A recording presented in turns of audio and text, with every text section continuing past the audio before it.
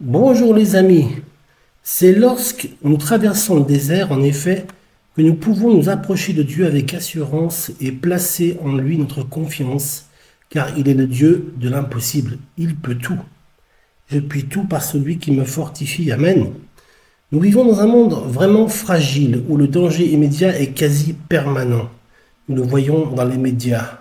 La paix entre les peuples est incertaine. La peur semble gagner du terrain. Nous sommes entourés de toutes parts par des menaces et des conflits qui vont peut-être se réaliser. Les menaces financières sont là aussi présentes dans tous les pays, comme la France qui est au bord de la banqueroute. Les crises familiales, bien sûr, qui sont nombreuses et catastrophiques pour les enfants. Avec l'éclatement de la cellule familiale ces dernières années, le foyer souffre de l'absence d'un vrai papa et d'une vraie maman qui sont garants de l'amour et de l'autorité, avec tout ce que cela implique comme conséquence pour l'enfant et sa protection. Problèmes de santé avec tous ces enjeux, les défis planétaires qui semblent insurmontables et complexes et incertains à résoudre pour satisfaire tout le monde. Mais au milieu de tout ce chaos, Dieu, qu'en est-il? Dieu nous appelle à une attitude radicale, une confiance totale et permanente en lui, quoi qu'il arrive, vaille que vaille, coûte que coûte. Même si les océans se déchaînent, je les traverserai avec toi. Père, tu domines les tempêtes. Je suis tranquille car tu es là. Je suis tranquille car tu es là. Quelles sont belles ces paroles de ce chant que j'aime beaucoup. C'est lorsque nous traversons le désert que nous pouvons nous approcher de Dieu. Alors combien de fois désespérons-nous parce que nous nous regardons les circonstances et oublions qui est Dieu? Alors qui est Dieu? Qui est Dieu vraiment? Nous voyons nos problèmes comme s'ils étaient plus grands que le Seigneur de l'univers, le cosmos, Dieu de l'univers. Alors qu'en réalité, c'est lui qui soutient toutes ces choses. Il tient toutes ces choses entre ses mains. Il peut s'agir d'une situation qui semble sans solution. Mais Dieu te dit, reste calme. Je me bats pour toi.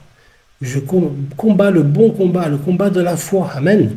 Le problème, c'est que nous voulons toujours résoudre à notre manière le problème, justement, selon notre propre timing, et nous retrouvons submergés par l'anxiété et la peur. Confie-toi en l'Éternel, te dit le Seigneur, de tout ton cœur, et ne t'appuie pas sur ta propre sagesse. Reconnais-le dans toutes tes voies, et il aplanira tes sentiers. Cela implique et signifie que même lorsque nous ne comprenons pas tout, nous devons lui faire confiance. Amen. La foi ne dépend pas des circonstances visibles. Elle repose sur la fidélité de Dieu. Beaucoup pensent que se reposer en Dieu signifie rester passif et attendre que tout arrive tout seul, tout cuit du ciel. Non, tout ne tombe pas tout cuit du ciel. Il faut mener le bon combat de la foi. Amen. Se reposer en Dieu signifie lui remettre nos angoisses tout en suivant ses directives. Philippiens, chapitre 4 et verset 13, nous pouvons lire « L'un des défis les plus difficiles de la foi est d'attendre le temps de Dieu. Nous voulons toujours des réponses rapides, des solutions immédiates. Mais avec Dieu, ça ne marche pas comme ça. Dieu marche et ne se fatigue pas. Si aujourd'hui tu attends une réponse de Dieu, sache qu'il n'arrive jamais en retard. Dieu n'est jamais en retard. Amen. Son timing est parfait. Notre rôle de chrétien est de continuer à lui faire confiance, même lorsque nous ne voyons rien bouger, rien ne se passe. Reste tranquille car Dieu est là. Il guidera tes pas. Il remplira ton cœur de paix et accomplira l'impossible. Amen. Reste calme. Dieu, le Seigneur Jésus et son Père, l'Éternel, qui a envoyé l'Esprit Saint, Dieu est aux commandes. Fais-lui confiance. Que Dieu te bénisse abondamment.